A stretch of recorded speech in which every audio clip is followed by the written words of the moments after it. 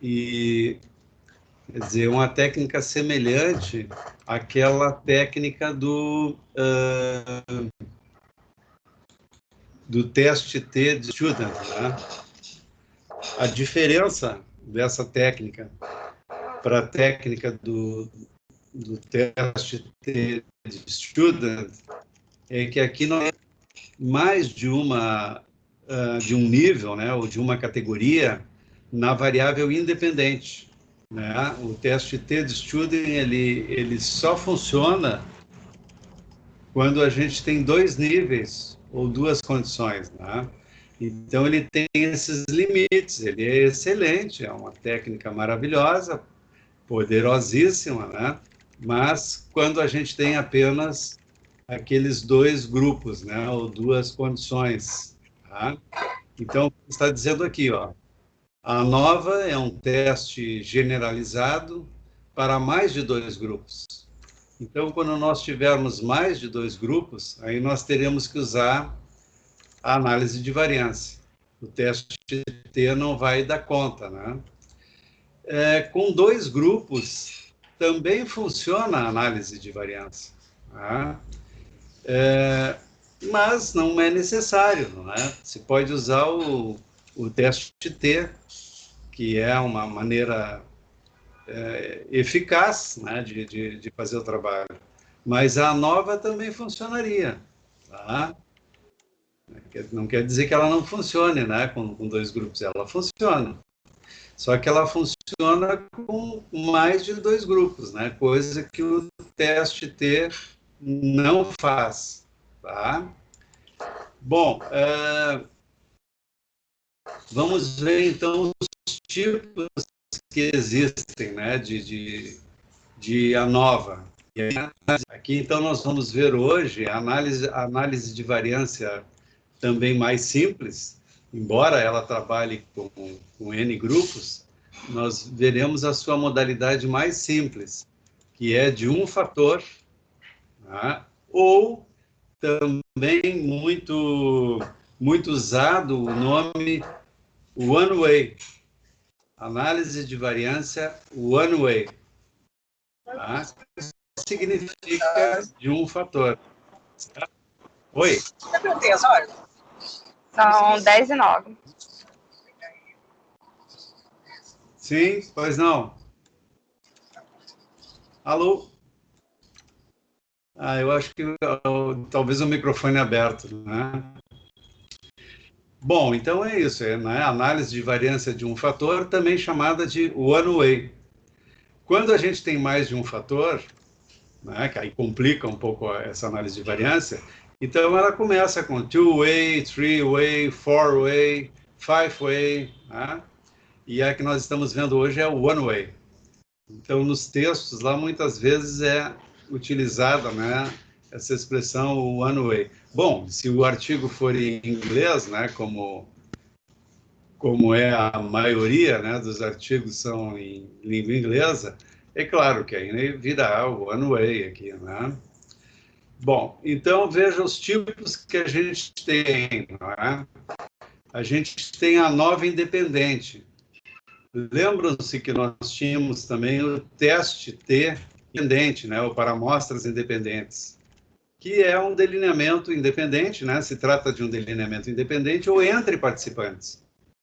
Quando nós temos essa condição, né, então nós temos que usar uma nova independente, da mesma forma que nós tínhamos lá antes com o teste T de estudo, quando nós tínhamos um delineamento entre participantes, então nós usávamos o teste T para amostras independentes, né? E existe uma outra modalidade, que é a nova relacionada. Lá no teste T de Student também nós tínhamos essa modalidade, né? Teste T para amostras relacionadas, ou emparelhadas, ou pareadas, são sinônimos, né, da mesma coisa. A nova relacionada. Então, aqui trata-se de um delineamento dentre participantes, né, onde os participantes, lembrem-se, né, que o delineamento dentre participantes é onde os participantes são avaliados, né, ou participam de todas as condições. Então, nesse caso aqui, tem mais de duas condições, né, para ser uma análise, para usar a análise de variância. Se tivesse só duas condições, bom, nós usaríamos o teste T para amostras relacionadas, porque duas condições, ou dois grupos, né, das mesmas pessoas, nesse caso aqui, o teste T para amostras relacionadas daria conta tranquilamente, tá? Então, veja que a nova, ela tem as mesmas modalidades do teste T de Student, só que, né, ela trabalha com mais condições do que o teste T, né, mais de dois grupos ou de duas condições, tá? Bom, então o que é visto aqui é a mesma coisa que é visto no teste T, não é? É se existe uma diferença, o teste busca, tanto na forma relacionada quanto na forma independente, ver se há uma diferença significativa, né, entre algumas, porque aqui agora a gente tem mais de duas, ou todas as médias das condições ou grupos, comparando-as, né? Ó, então vejam bem que aqui agora a gente já está, né, com um conjunto, né, de scores, uma outra curva aqui normal de outro conjunto, uma outra curva aqui, né? Então nós temos três médias aqui, né? Temos três conjuntos. São três condições ou três grupos, né? Certo? E aí a comparação vai ser feita aqui, a diferença entre essa e essa, e entre essa e essa, e entre essa e essa. Veja que aqui nós temos... Está me ouvindo? Oi? O senhor não está compartilhando a sua tela, só para comunicar. Opa! Ah, meu Deus do céu. Entendi. Eu já entendi, já sei o que eu fiz, né? Eu não acordei... Acho que talvez é isso que estavam falando antes, né? E não fiz o compartilhamento com você. Aí não há condições de vocês verem, né? Perdão, tá? Sim. Não acordei direito ainda. Tudo bem. E agora? Agora estão vendo? Sim. Ah, Está tá. Bom, aparecendo. tá. Bom, vocês me ouviram, eu vou repetir agora vocês vendo, né? E vai ficar claro. Então, nós estamos vendo agora a análise de variância de um fator, né? Também chamada de one-way. Na sequência, virão outras análises onde nós podemos ter mais de um fator. Quer dizer, isso aqui é o básico da nova que nós estamos vendo hoje, e ela depois ela só se complica, né? Quer dizer, ela tem 2 fatores, 3 fatores, 4 fatores, né? O fator aqui é entendido como uma variável independente, né? Então, vendo essa modalidade mais simples, com um fator, nós vamos entender também com mais fatores, né? Certo? Ela é, portanto, né, uma técnica para comparar médias quando a gente tem mais de 2 grupos, né? Ou 2 condições, certo? Então, a gente não consegue, aí, nesse caso, utilizar o teste T de Student, tá? Porque ele tem essa limitação, o teste T, embora ele seja ótimo, né? Ele só consegue comparar 2 grupos ou 2 condições. E a nova fator, ela substitui o teste T quando a gente tem mais de 2 grupos ou de 2 condições, né? E ela também tem as mesmas modalidades do teste T. Ela é utilizada quando a gente tem um delineamento independente ou entre participantes, e aí ela é chamada de ANOVA independente, né? Esse caso aqui é quando a gente tem, né, os 2 grupos e tal, né, e compara os grupos para ver se tem diferença nas suas médias. Aqui já é a nova relacionada, que também existe lá no teste T, né? Teste T para amostras relacionadas, emparelhadas ou pareadas. E aqui, nesse caso, a gente quer ver diferença entre as condições em que participaram os mesmos participantes. Então, é um delineamento dentre participantes, né? Então, veja, ela existe nas mesmas modalidades que tem o teste T. A ANOVA é um substituto do teste T quando a gente tem mais de 2 grupos ou de 2 condições, né? Se a gente tiver só 2, bom, vamos usar o teste T, que ele é ótimo, né? É uma técnica poderosíssima, certo? E caso contrário, né, se tem mais de 2 grupos ou 2 condições, vamos usar aqui a ANOVA, tá? Então, aqui tem figurinha, ó, mostrando, né, três grupos ou 3 condições, ó. E aí cada condição tem a sua média, né?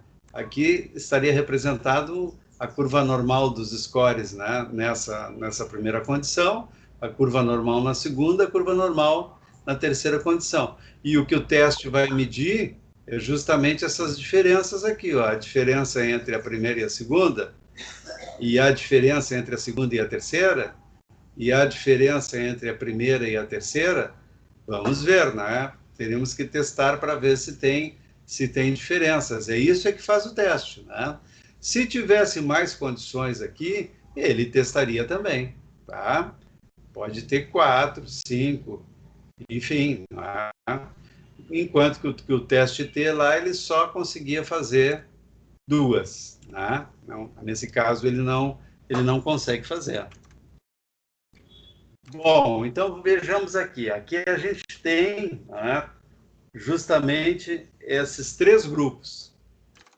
Nós vamos começar aqui vendo a primeira modalidade da ANOVA, que é aquela ANOVA independente, né? Então, é um delineamento, aqui um delineamento entre participantes. Nós temos aqui o grupo 1, e aqui estão os scores do grupo 1, tá? Veja que as linhas aqui seriam os participantes, né? Como sempre, a gente dá exemplos com pouca gente, né? Aqui só tem 5, ó, 5 scores, né? Porque senão não cabe nem na tela aqui e tal, né? Mas vocês sabem que quando nós vamos fazer uma pesquisa, nós teríamos muita gente em cada grupo desses aqui, né? Não seriam, assim, apenas 5 pessoas, isso não seria possível. Isso aqui está sendo usado só para a gente ter, né, essa ideia de como é que a coisa funciona. Então, veja aqui, eu tenho o grupo 1, né, e, curiosamente, todos os participantes aqui têm score 9, e a média, né, que está aqui representada por esse xizinho com a barrinha, a média é 9. Sim, todos têm 9, né? A média é 9. Aqui, já no grupo 2, nós temos scores já diferentes dali, ó. A gente já vê que cresceu aqui, né? Que os scores são maiores, né? São bem maiores que aqueles primeiros ali, daquele grupo A1. E aqui, portanto, a média ficou 15,4. Né? Há uma variação aqui, já nos scores, não são todos iguais que nem ali, né? E a média deu 15,4. Aqui no grupo 3, A3, também nós temos scores que, né, são maiores do que os do A2 e também são variados, né? E aí nós já tivemos aqui uma média, a média acabou ficando em 22,2, né? Portanto, vejam vocês, não é? Aqui a gente vai tratar da variância, análise de variância. Ela trabalha com a variância, o cálculo dela está baseado nessa variância, né? Ela considera tanto a variância dentro dos grupos, vejam que dentro desse grupo aqui, ó, não tem variância, certo? É um grupo muito homogêneo, né? Não há variância, não há desvio padrão. Mas vamos ficar com o termo variância, aquilo que vem antes do desvio padrão, né? No cálculo que nós já aprendemos. Então, veja, não tem variância, ou não tem variabilidade, né? Essa é uma medida de variabilidade ou de variação, já que dentro desse grupo já tem uma certa variância, né? 15, 16, variou, 13, variou, 16, né? não é uma variância muito grande, mas existe uma variância aqui. Aqui já não existe, aqui todos os scores são iguais. Então, essa é a variância dentro do grupo, dentro, né? Uma variância intra. Terceiro grupo, veja que aqui há uma variância, já se vê de cara, e essa variância ela é maior, ó. Ela é maior que aqui, né? 21, 25, variou mais do que ali, ó. 17, 22, 26. Inclusive aqui nós não temos nenhum score igual ao outro. Aqui já tem alguns scores que se repetem, né? Porque a variância interna aqui, ela existe, mas ela é menor do que a variância interna aqui, né? Então, veja, variação dentro dos grupos, certo?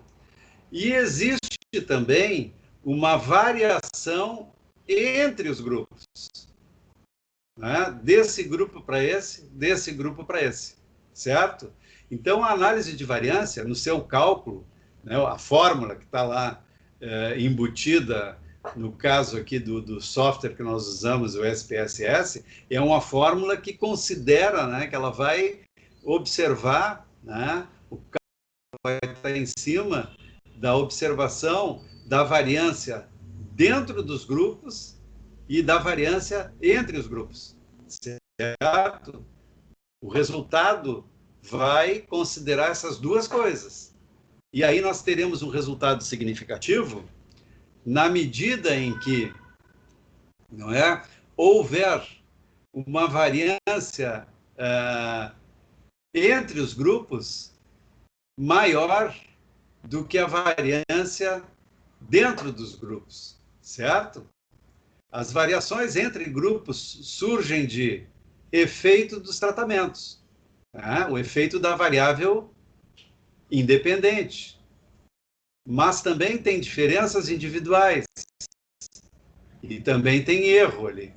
Tem uma parte que é erro, né?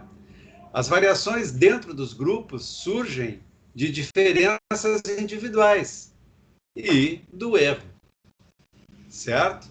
Nos interessa muito aqui o efeito dos tratamentos, aquilo que nós estamos buscando, né? Se aquela variável independente ela tem uma influência sobre o comportamento, sobre as respostas das pessoas, né? Então, aqui nesse gráfico, a gente tem representada a variância total, certo? E essa variância total, ela tem uma parte que é uma variância entre os grupos e ela tem uma parte que é a variância dentro dos grupos. Para que haja um efeito significativo,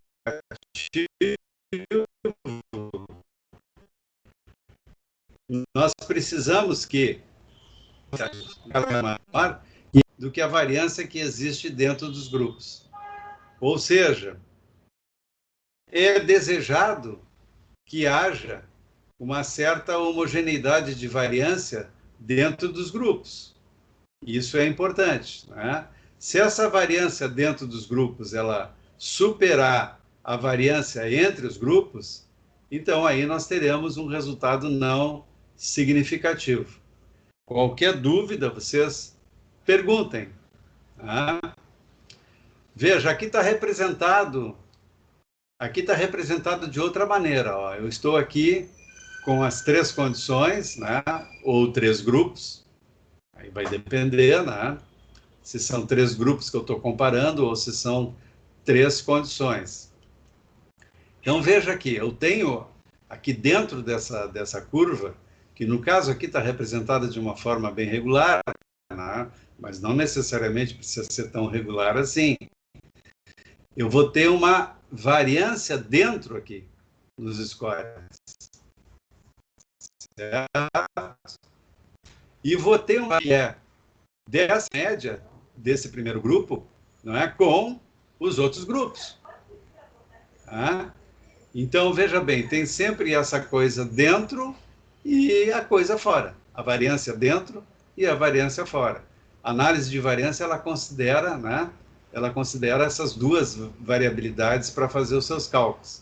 Então, aqui, inclusive, está descrevendo o cálculo, que vocês não, evidentemente, não vão realizar isso, assim, não vão executar isso na mão, não é? Precisam ter essa noção do que é feito lá no computador, não é? E depois ele nos dá o resultado. É aquela ideia, né, que tem aí o nosso livro da estatística sem matemática, quer dizer, sem a necessidade de eu estar fazendo esses cálculos aqui. Existe, assim como existe para o teste T uma fórmula, né? Existe para o coeficiente de correlação de Pearson uma fórmula, e existe para a nova também uma fórmula. Essas fórmulas, elas estão programadas, né, lá no para que ele faça. O que a gente precisa é entender esses conceitos, ver o que está acontecendo, né? Até quando eu estou fazendo uma pesquisa, eu poder saber as variáveis que eu tenho, o objetivo da minha pesquisa, né? Dada as condições que eu tenho na minha pesquisa. Né? Então, vou usar o teste T. Ah, mas eu tenho mais de 2 grupos. Ah, então, nesse caso, para comparar as médias, eu vou ter que usar a nova, né? Porque ela admite mais grupos. Né? Então, veja bem aqui, ó. Primeiro, isso é o que é feito lá, não é? No computador. Esse é o cálculo da nova. Ó. Primeiro, a nova calcula a média para cada um dos 3 grupos. Depois, calcula a média, as 3 médias são somadas, né? A média geral agora. Ó. As 3 médias são somadas e divididas por 3. Vai dar a média geral. Para cada grupo, a variação de cada participante em relação à média do grupo é calculada. Esta é a variância dentro dos grupos. Finalmente, a variação da média de cada grupo em relação à média geral é calculada. Essa é a variância entre os grupos. Então, veja que esse é o procedimento que é feito, e depois nós vamos ter o resultado, não é? A gente tem que ter a noção de que essas coisas são feitas pela análise de variância, ela considera a variabilidade existente dentro dos grupos e a variabilidade que existe entre os grupos. E aí, conforme for, vai haver um resultado, né? Nós teremos um resultado significativo ou não. Esse exemplo tem aí no nosso livro, né? Foi retirado de lá. Participaram de um experimento para descobrir os efeitos do álcool na habilidade de dirigir 36 pessoas. Então, o objetivo é ver os efeitos do álcool na habilidade de dirigir. E participaram 36 pessoas. Essas pessoas, né, como trata-se de um experimento, essas pessoas foram aleatoriamente associadas às 3 condições. Aqui tem uns errinhos de português. Né? Que é o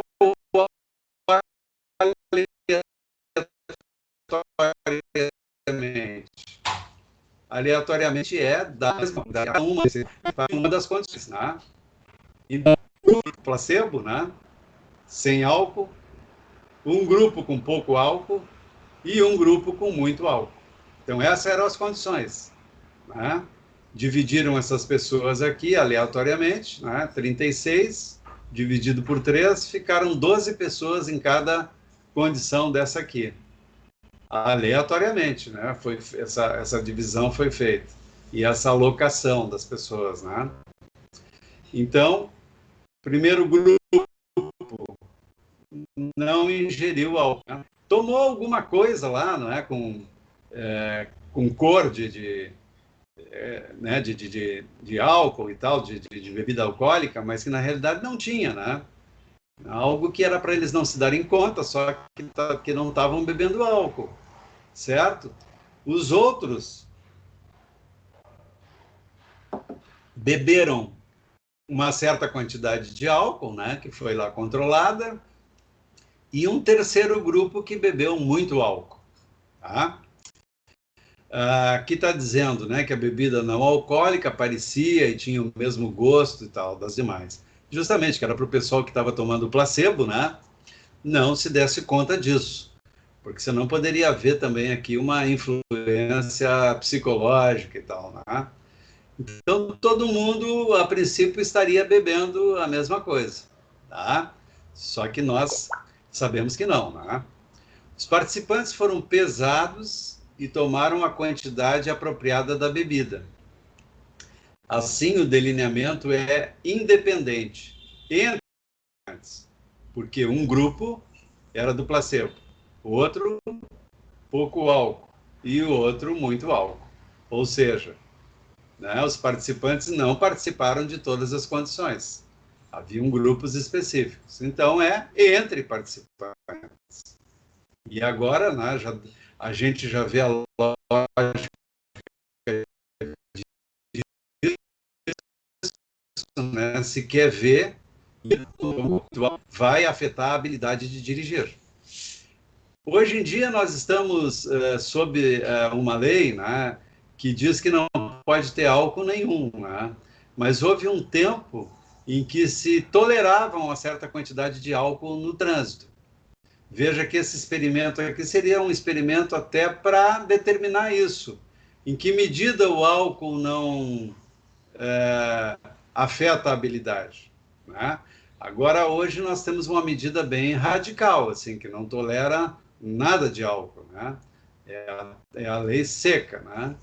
Mas, há um tempo atrás, era tolerado uma certa quantidade de álcool, né? E a pessoa não era multada, não tinha problema nenhum, porque justamente se considerava que aquela quantidade não seria problemática, né? Não afetaria essa habilidade, tá? Então, um experimento desses seria para esse fim, não é? Até para poder ver esse ponto de corte, assim, não é? Até que graduação é ruim, né? E a partir dali não é ruim. Assim, o delineamento, então, é entre participantes. 1 hora após terem bebido, os participantes dirigiram um simulador, né? Por 10 minutos, foram para o simulador. E o número de erros cometidos, ele era automaticamente registrado, né? Então, era um negócio que estava lá, né, informatizado, né? A pessoa chegava ali naquele aparelho, simulador e tal, e era apresentado lá uma situação para ela, né, que ela tinha que dirigir o automóvel. Os erros eram registrados automaticamente. Essa é a pesquisa, né? Esse é o experimento. Bom, feito o experimento, o que aconteceu? O pessoal do placebo, que são 12 pessoas, né? Lembram-se disso? Que foram alocadas aleatoriamente aqui nesses 3 grupos. Então, as 12 pessoas daqui do grupo placebo cometeram esses erros aqui, esse número de erros, ó. Veja que tem pessoas aqui que cometeram muito pouco erro, né? 2 erros, né? Com pouco álcool. Ó, com pouco álcool nós temos aqui estes erros. Ó. Também tem um aqui que cometeu pouco, né? E tem um aqui que cometeu mais. Mas se a gente der uma olhada no geral, assim, a gente verá que parece que, no geral, cresceram os erros, né? E é o que mostra justamente aqui os totalizadores, né? Isso é um totalizador, né? Então, eu vejo que a gente tem 70 aqui, né? Já aqui, nesse grupo, a gente tem 74. Ou seja, aumentou um pouquinho aqui, né? Com pouco álcool, já houve um aumentozinho do número de erros. A média também mostra isso, né? Aqui nós tínhamos uma média de 5,83. Aqui a nossa média já subiu para 6,17. E aqui nós temos o desvio padrão, né? 2,69. Aqui o desvio padrão 2,3. Vejam que os desvios não são muito diferentes, né? Certo? Já no grupo 3, com muito álcool, né? Bom, a gente já sente assim no visual, né, que há um aumento, parece que bem significativo de erros, né? E o totalizador mostra isso, né? 123 erros. Ó. Ali era 74, aqui era 70. E a média também cresceu, né? Agora é 10,25. Era 6, 5. E aqui o desvio padrão é um pouquinho, a variabilidade, né, interna aqui, ela é um pouquinho maior. A variabilidade interna aqui, ela é meio parecida com a variabilidade interna que tem aqui. Não é muito grande, né? E são meio parecidas as variâncias internas aqui, né? Lembram-se que o desvio padrão, né, é um primo irmão da variância, né? As duas são medidas de variabilidade. Então, a variabilidade daqui de dentro, ela é meio parecida com a variabilidade dessa aqui, desse outro grupo. E essa variabilidade aqui, ela já é maior um pouco, né? 3,05 desvio padrão. Só subiu. Não só subiu o número de erros em geral, mas também aumentou um pouquinho a variação entre as pessoas aqui, a variação interna, né? Que é o que está aqui mostrando o desvio padrão. Tá? Essa é a tal um indicativo da variância interna, certo? Esses dois grupos aqui têm uma variância interna mais parecida, tá? E esse grupo aqui tem uma variância interna um pouco mais diferente daqueles dois. Né? Aqui também tem uma diferença, né? Mas ela é menor, quer dizer, é mais parecida a variância interna aqui dentro. Estou insistindo nisso porque a nova vai justamente, né, se focar nisso, na variância interna dos grupos e depois na variância entre os grupos. Né? Essas duas coisas serão consideradas. Vamos em frente. Bom, vejam que a primeira coisa que é feita lá no SPSS são os descritivos, lá no output, né? Quando eu peço para fazer análise de variância, e nós vamos fazer isso daqui a pouquinho lá no SPSS, né? Vamos fazer isso aqui. Vejam que aqui, então, eu tenho a primeira tabela que vai sair lá no output. Ó, placebo, N, né? 12 pessoas. Pouco álcool, 12 pessoas. Muito álcool, 12 pessoas. São os grupos aqueles que foram aleatoriamente designados, né? Aqui estão as médias, de novo, que a gente já viu lá, ó. É isso que a primeira tabela nos traz os descritivos, né? Ó, são as estatísticas, né? Aquilo que se refere à amostra. Ainda não é o teste da nova, né? É uma tabela que é uma informação preliminar. Aqui nós temos os desvios padrão, né? Ó, aquilo que a gente já tinha visto lá, tá? E aqui nós temos o erro padrão, né? Também que eles já calculam o erro padrão, ó.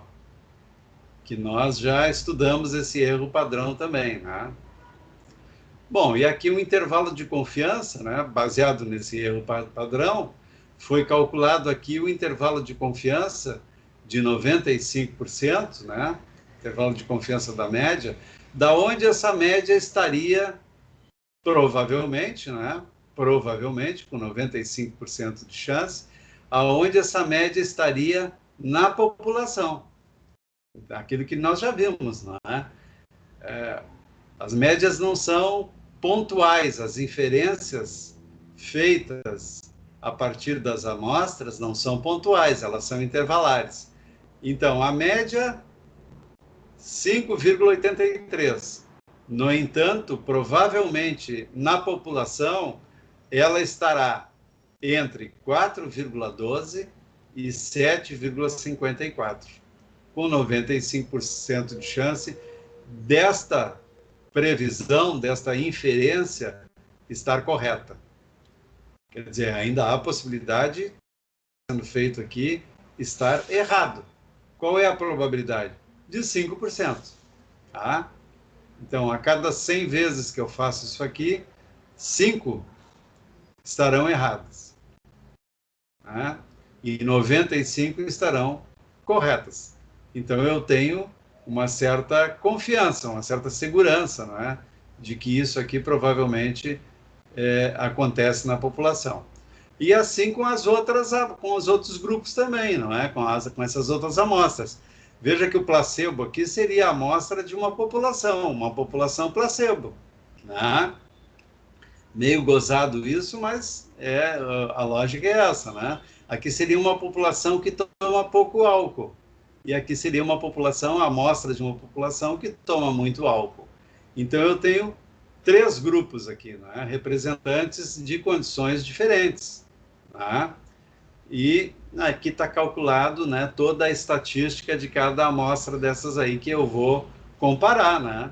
Eu vou comparar para ver se tem diferenças. Então, aqui, novamente, estão projetadas, né, os intervalos de confiança na população.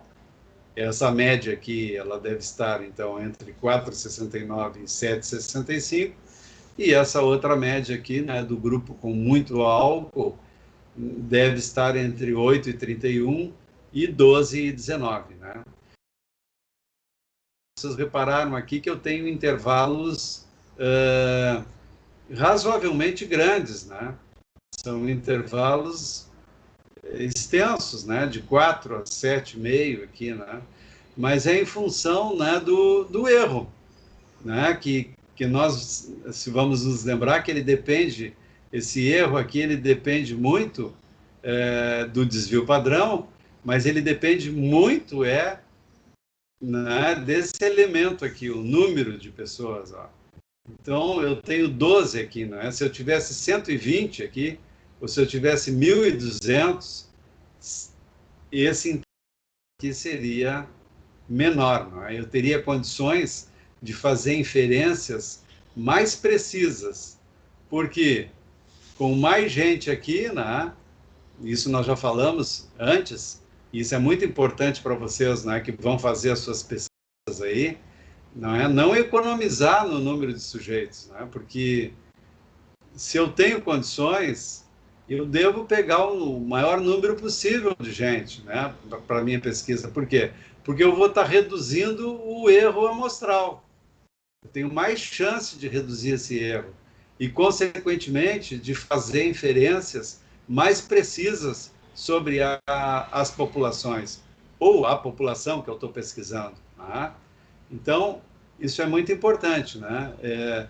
Nesse caso, só tem 12 aqui, e aí, bom, isso acabou produzindo um erro, né, um pouco maior, não é? E aí acabou acontecendo essa situação aqui. Tá?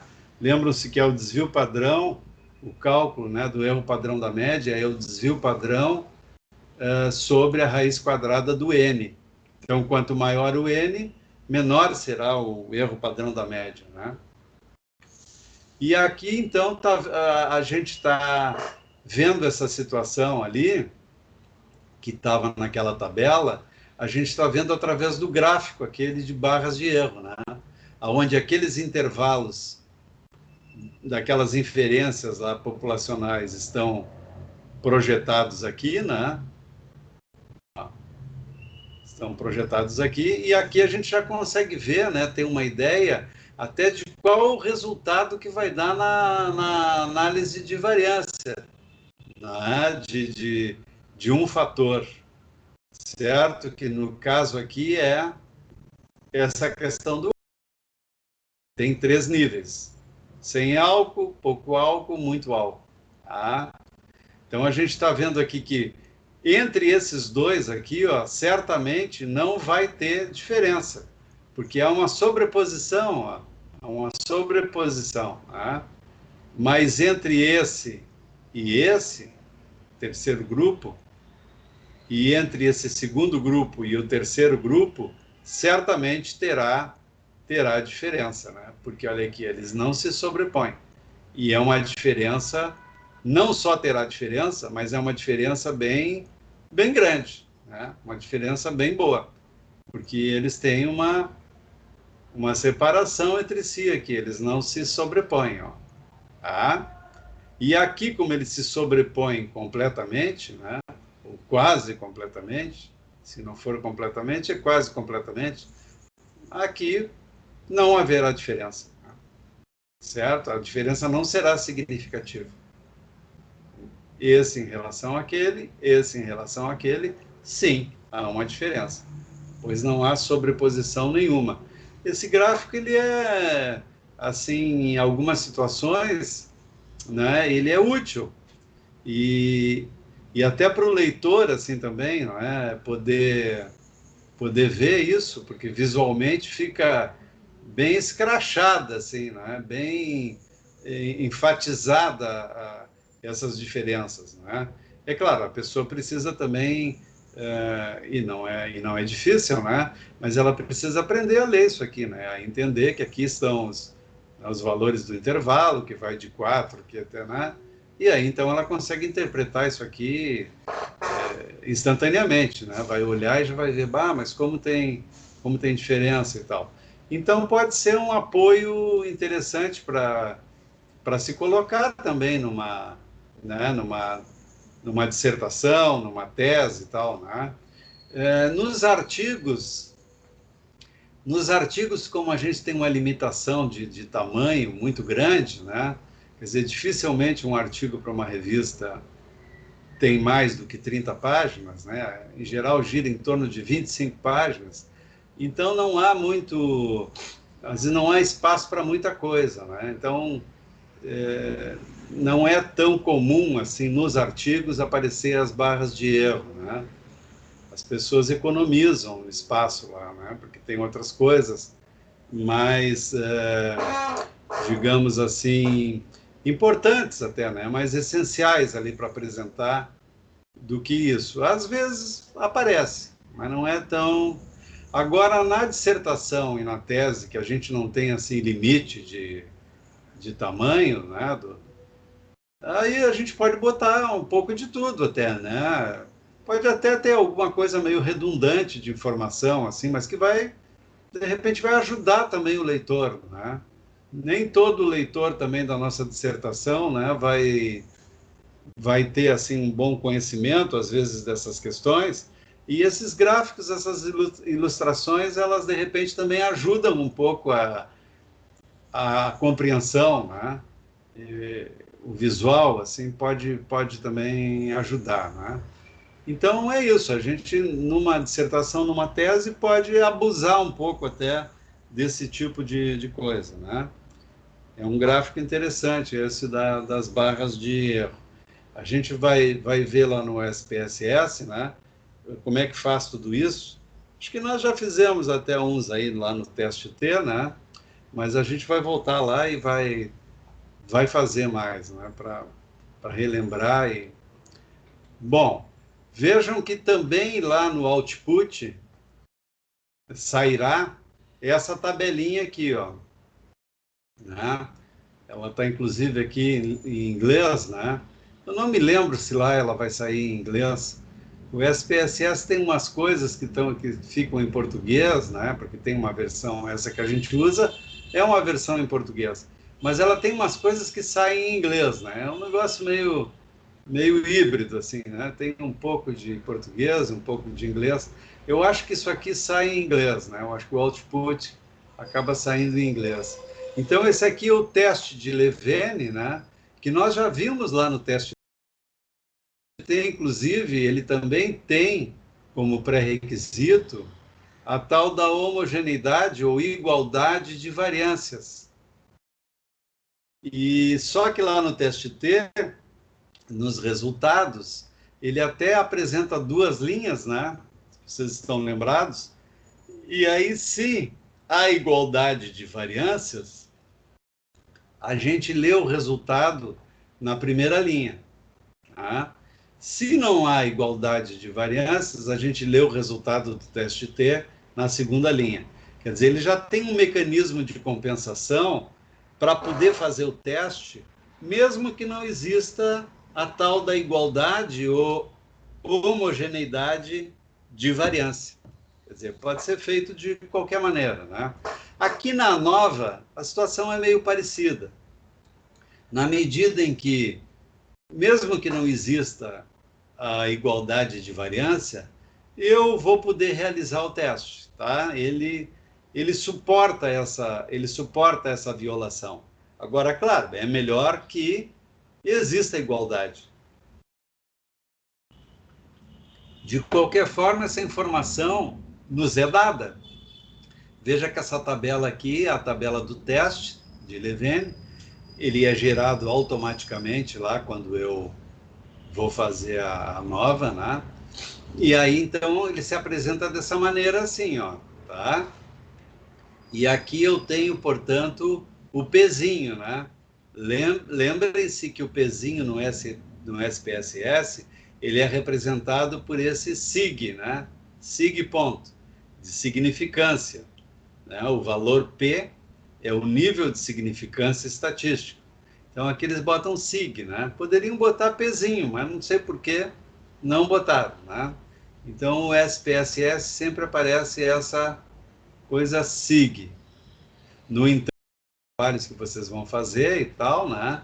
Vocês não botam sig. Isso não é típico do trabalho, não é típico da dissertação, não é típico da tese, muito menos dos artigos, né?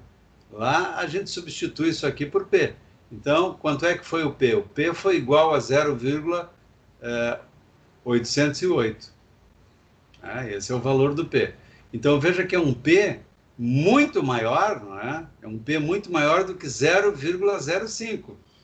Então, isso aqui está me dizendo que eu não posso rejeitar a hipótese nula, que é o que o P faz, né? A função do P é essa. E qual é a hipótese nula?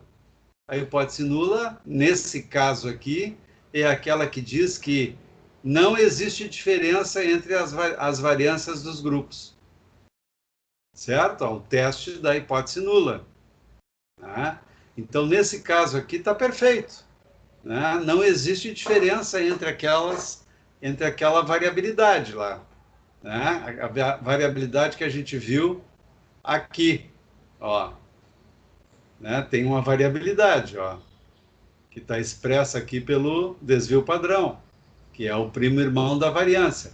Vejam que eu até mostrei para vocês que aqui estava muito parecida a variabilidade, mas que aqui a variabilidade já estava um pouco diferente. No entanto, né, isso no olho, né? Isso eu estava comentando para vocês assim no olho. Agora, quando o Levene testou isso aqui, quando o teste de Levene testou isso aqui, o que aconteceu? Ele não encontrou diferença. Tá? Ele não encontrou diferença. Ele comparou essas três variabilidades e o resultado foi esse aqui, ó. Se houvesse diferença entre a variabilidade dos três grupos, entre os três grupos, então o P aqui teria dado menor do que 0,05. Esse aqui é um dos poucos casos onde a gente fica torcendo, né, que o P seja maior do que 0,05. Já na saída da nova, a gente espera que o P seja menor do que 0,05. Por quê? Porque a gente está buscando diferenças entre os grupos, né, e a gente está provavelmente com uma hipótese de que exista diferença entre aqueles grupos. Então, claro, é natural que a nossa expectativa seja de que o P seja menor do que 0,05. Né?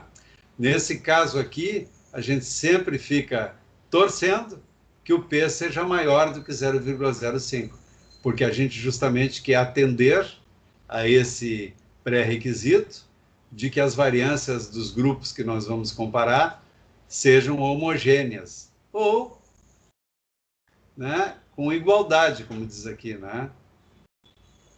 Certo?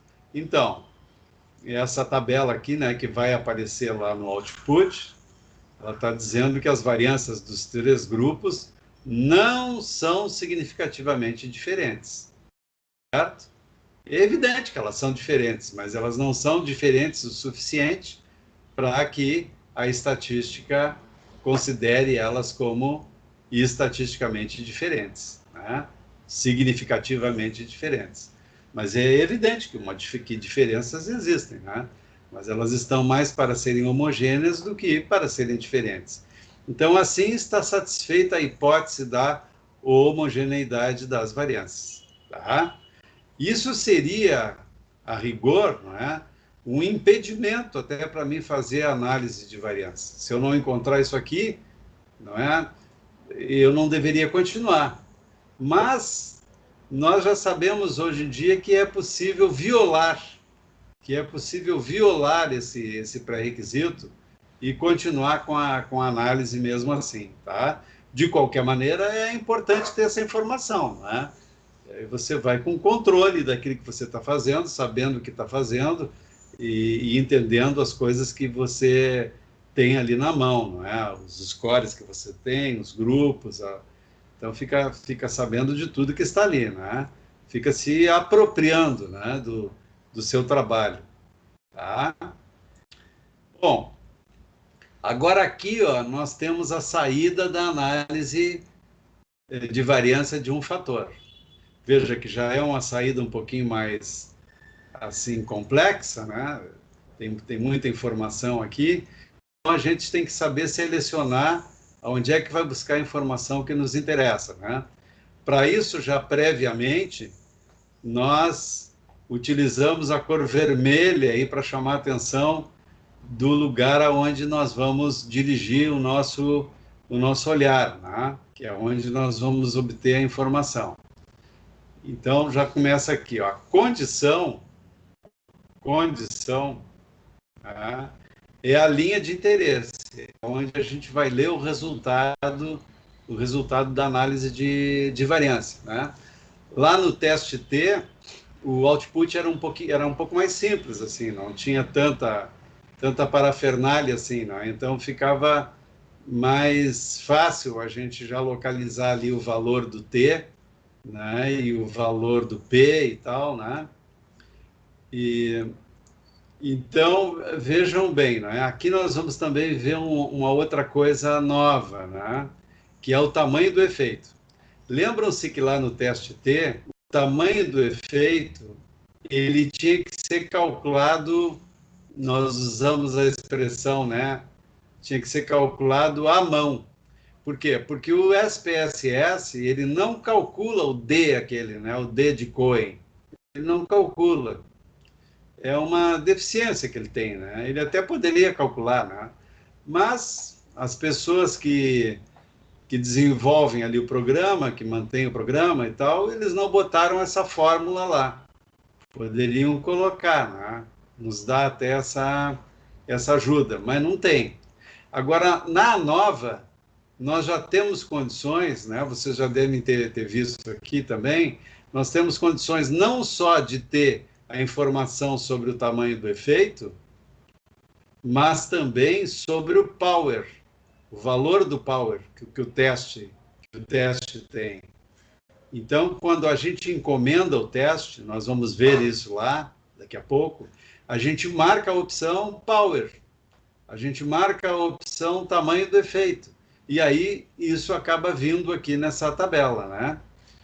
Então, vamos ver o que diz aqui. Lembre-se do capítulo 5, no qual explicou-se que o coeficiente de correlação, agora tratando do coeficiente de correlação, ó, podia ser elevado ao quadrado, né, para mostrar a percentagem das variações de uma das variáveis responsáveis pelas variações na outra variável. É o tamanho do efeito, né? Aqui a gente pega o R, né, o coeficiente de correlação, o R de Pearson, e eleva ele ao quadrado, a gente justamente vai descobrir o tamanho do efeito, né? Qual é a percentagem de covariância, né, que as variáveis têm, né? Ou seja, o quanto da variação de uma é responsável pela variação da outra, né? Então, esse é o tamanho do efeito lá no coeficiente de correlação de Pearson. Já no T de Student, a gente tinha que calcular o Dzinho, né? O D de Cohen, certo? Aqui, a gente tem o tamanho do efeito representado por essa outra letra grega, que é chamada de eta. Tá? Essa é o eta. Então, o eta quadrado. Né?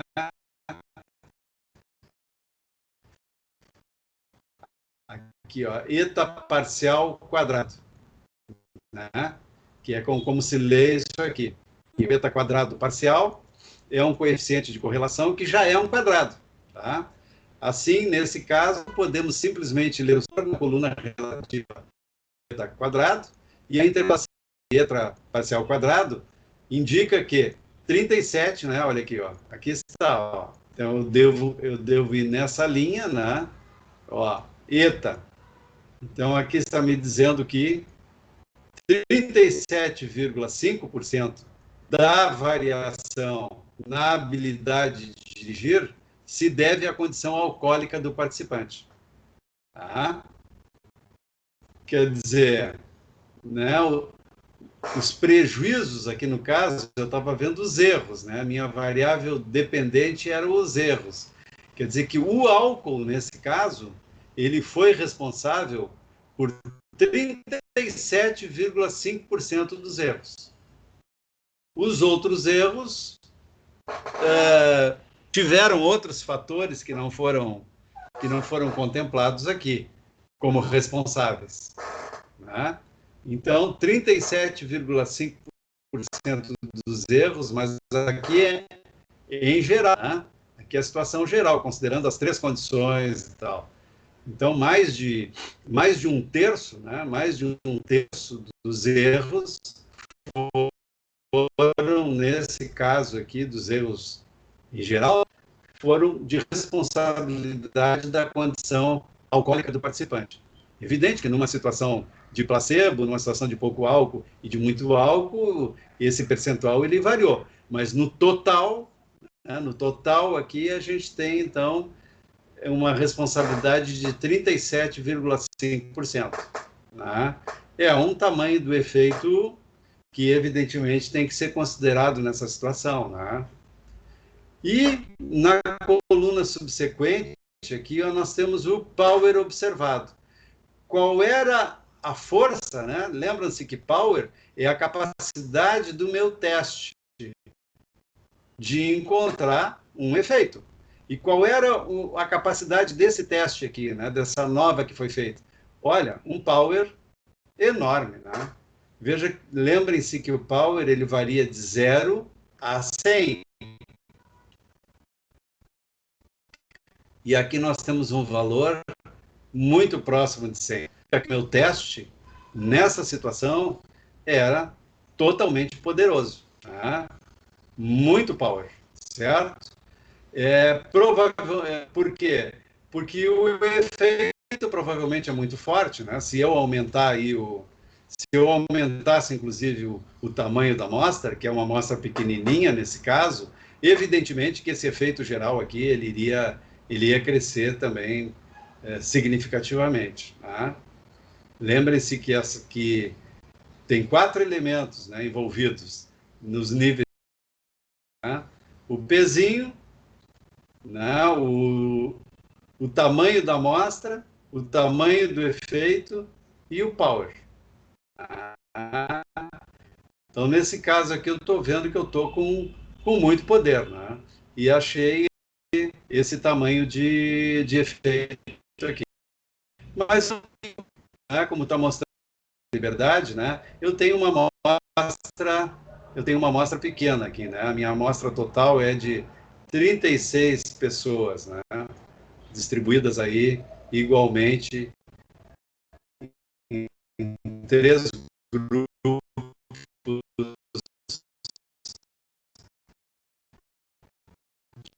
diferentes. Então, aqui está a saída, né? Esse é o output, da nova. Tá? Essa linha do um resíduo, né? Isso é como se fosse um resíduo, ó, né? Que não é explicado. Tá? Aqui nós estamos na coluna do que foi explicado. Tá? E aqui nós estamos na coluna do erro. Erro é considerado sempre aquilo que o teste não conseguiu explicar, né? Talvez, se outras variáveis tivessem sido inseridas aqui, a gente então conseguiria explicar mais, né? Ter uma maior variância explicada, né? A variância não explicada é o erro, é aquilo que não se encontrou nenhuma relação com nada, não é? E, portanto, não tem condições de ser interpretado. Então, veja bem, aqui nós temos, portanto, né? Olha o pezinho aqui, ó. O pezinho está indicando que a hipótese é rejeitada, né? Ou seja, nós estávamos vendo aqui se existe diferença entre os três grupos. E o P está dizendo que essa diferença, ela existe, que nós podemos adotar o H1 aqui no caso, né? Existe diferença entre os três grupos. E rejeitar a hipótese nula que diz que não existe diferença entre os três grupos, tá? Mas tem uma complicação aqui ainda. Veja bem, quando eu estou lá no teste T-Student, eu tenho apenas dois grupos, ou duas condições. E, portanto, se o meu P ele é menor do que 0,05, eu já posso rejeitar a hipótese nula e também saber que um é diferente do outro, porque eu só tenho dois, né? Mas aqui está me dizendo que há diferença, mas não está me dizendo onde é que está essa diferença, porque eu tenho três, né? Olha lá, ó, eu tenho três. A diferença está deste para este, e deste para este, e deste para este. Aonde está a diferença? Tudo é diferente entre si, mas entre alguns, né? Então, isso aqui está me dizendo que há diferenças, mas não está me dizendo aonde estão as diferenças. Então, complica um pouquinho mais, né? Daí tem uns testes chamados testes de, também no inglês, né, de follow-up, ou também o ad hoc, né? São nomes que têm esses post-hoc, né? Que tem esses testes, são testes de segmento. Quer dizer, depois daquilo ali, né, eu tenho ainda que fazer esses testes de follow-up, ou de segmento, né, o post-hoc, para saber onde é que está a diferença, certo? Aí vem essa coisa aqui que eu tenho que pensar, né? Ó, tem vários testes de follow-up, tá? Então eu tenho que pegar lá essa descrição deles, né? Essas especificidades e ver qual é o meu caso, né? Para mim poder selecionar lá no SPSS o teste que eu vou fazer, o teste de follow-up. Então vamos ver aqui, ó. Aqui tem umas receitinhas, né? Se os valores de N forem iguais, é o nosso caso, né? Os nossos N aí nos... E as variâncias forem similares, é o nosso caso. O teste do Levene mostrou que as nossas variâncias são similares, são homogêneas, né? Então, você pode usar o REGWQ, né? De Ryan, Einot, Gabriel e Welch, que tem bom poder e bom controle sobre o erro tipo 1, tá? Ou ainda o Tukey. O Tukey, que tem mais poder que o Dam e o Sheffer, que são mais conservadores, além de ser melhor para números grandes de grupos. Então, né?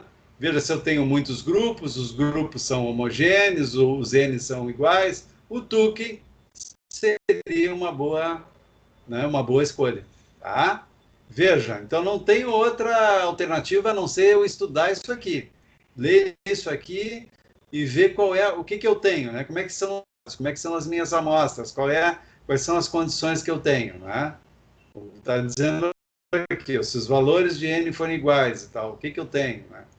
Veja que nesse caso que nós temos agora, que a gente está vendo do placebo, pouco álcool, muito álcool e tal, a gente poderia, né, utilizar aqui, quem sabe, esse reggae que ficaria bom, né? Tá? Os outros também poderiam ser, mas eles são mais conservadores e tal, né? Todos esses aqui, de alguma forma, poderiam ser usados. Esse primeiro aqui talvez fosse a melhor opção, né? Porque a gente não tem tantos grupos também, o Tukey seria para mais grupos, mas eles estariam aí na nossa lista, né? Para valores de N pouco diferentes entre os grupos. Agora os valores já não são os mesmos, mas também não são muito diferentes, né? Aí eu posso usar o Gabriels, né? Para N's muito diferentes. Os N's são muito, né? Um grupo tinha 20, o outro tinha 50, o outro... Então aí é recomendado esse Rockbergs, né? GT2. Ressalva, impressivos e variâncias diferentes. Como é que eram as minhas variâncias? Vejam a importância do teste de Levene, né? Para mim poder, embora eu possa rodar a nova, ele vai ser importante para me dar essas informações para esses testes de follow-up que eu vou ter que fazer. Dúvidas sobre similaridade ou homogeneidade de variâncias? Faça o teste de Levene. Usar games poderoso e com acurácia, mesmo com N diferentes. Opções, nesse caso, Tamhane, mais conservador, Dunets, T2, Dunet C, controle do tá. Então, vejam, não há como escapar de pegar uma listinha dessas aqui, não é? E ver qual é a situação que eu tenho e escolher um desses aqui, não é? Eles vão estar lá no SPSS, vocês verão, tá? Tem mais coisa, não é? Não para só por aí, né? Ó. Para maior garantia de controle de erro tipo 1, usar o Bonferroni, que tem mais poder que o Tukey. Porém, é melhor para número pequeno de grupos. Nível de significância dividido pelo número de grupos. 5 grupos faz o nível de significância baixar de 0,05 para 0,01. Tem o LSD aqui, né? Não é o narcótico aquele, né? É o Least Significance Difference. É o oposto do Rony. Não tenta controlar o erro tipo 1, né? Equivale a múltiplos testes T e requer que o ANOVA seja significativo. Tem esse outro, né? Newman-Kells, é um teste post-hoc liberal, pouco controle sobre o erro. O SIDAC é uma generalização do Doom, né? Nós vimos o Doom lá na página anterior. Curiosamente, tenho reparado nos trabalhos científicos muito uso do Tukey, Doom, Bonferroni e Schaeffer. Penso que poderíamos ter um uso bem maior de James Howell e esses outros aqui, o Welchen, né? Bom, essas informações aqui são dadas por um professor que mora até no exterior. Ele é brasileiro, né? Mas ele está, acho que na Alemanha ou alguma coisa assim. E ele tem um entendimento ótimo de estatística, né? De psicometria e tudo mais. É um colega super competente. Então, ele tem um blogspot lá onde ele trabalha com essas informações. Ó. E aí é interessante, né, vocês darem uma olhadinha lá. Vamos ver aqui se eu consigo voltar aqui a... Acho que com isso aqui eu não consigo clicar ali, né? Ou consigo? Não, eu consigo. Vamos ver se vai abrir. Ó, abriu, ó. Tá aí, ó. Carlos Colares, tá vendo? Do Carlos Colares. E aqui justamente de onde eu tirei aquelas informações, ó. Sugiro, né? Ele está dizendo aqui, tá meio pequenininho aí, né? Tá meio pequeno. Eu vou ler aqui para vocês ouvirem aí. Sugiro ao leitor novato do blog que antes de prosseguir nesse post, que dê uma lida na minha análise crítica sobre o uso do P no teste de hipótese. Um prelúdio interessante e divertido para esse artigo. Bom, aí depois ele vai começar, né, falando dos follow-ups aqui, né? ele traz muito outras coisas aqui também, outros assuntos. Mas nesse dia aqui, né, que até já faz bastante tempo, ó, 13 de fevereiro de 2011, não é? Ele está aqui trazendo essa questão dos testes post-hoc, né? Tá? Se vocês quiserem dar uma olhada aí nesse Blogspot, vai estar aí nesse slides, né, que nós estamos mostrando aí para vocês, isso vai estar aí, né?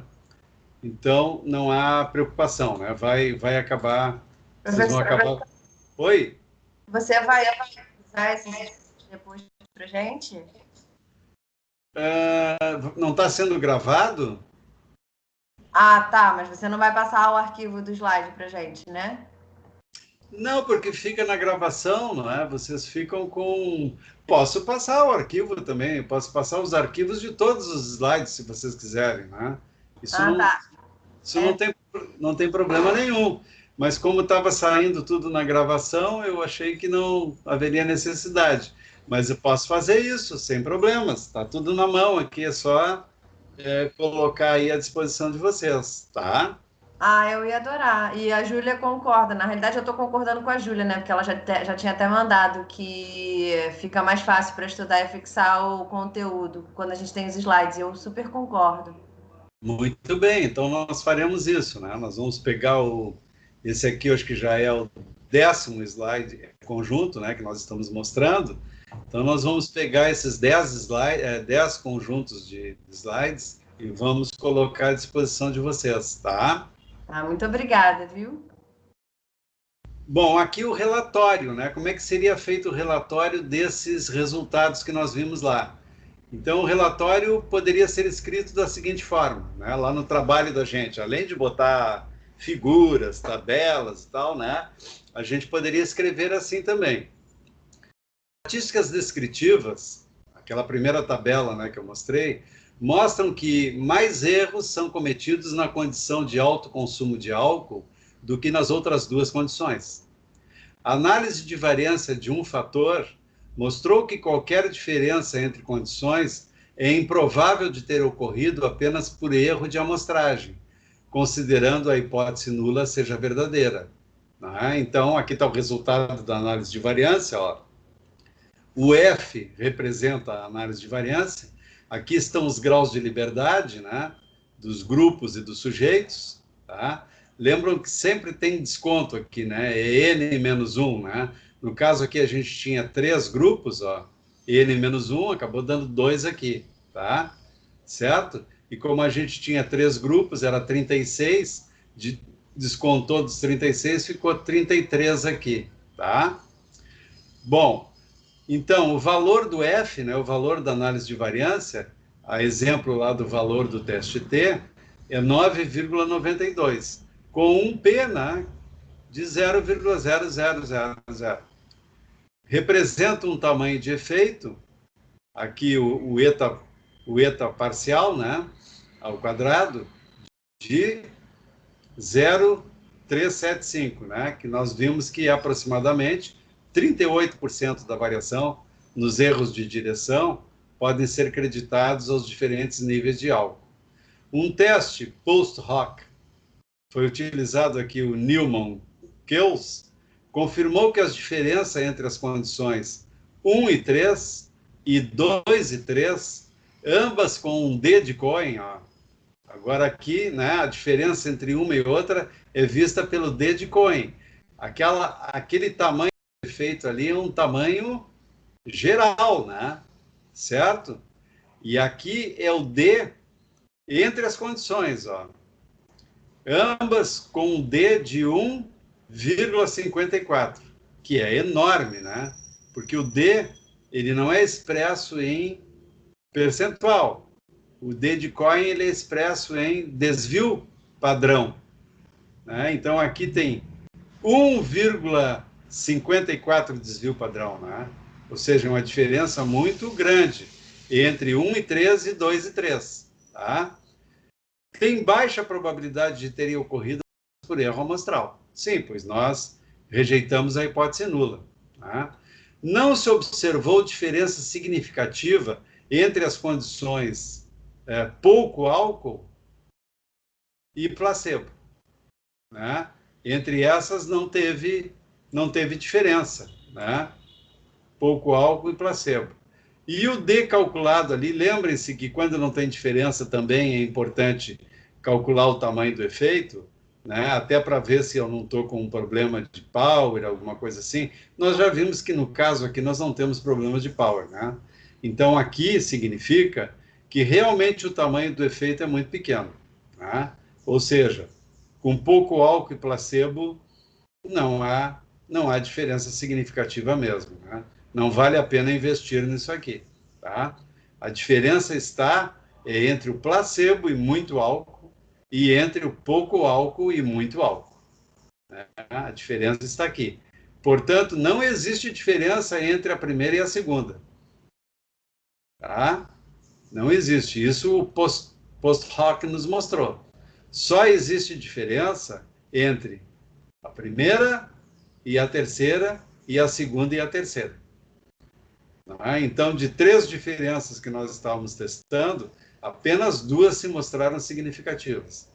Essa terceira diferença aqui, ela não existe.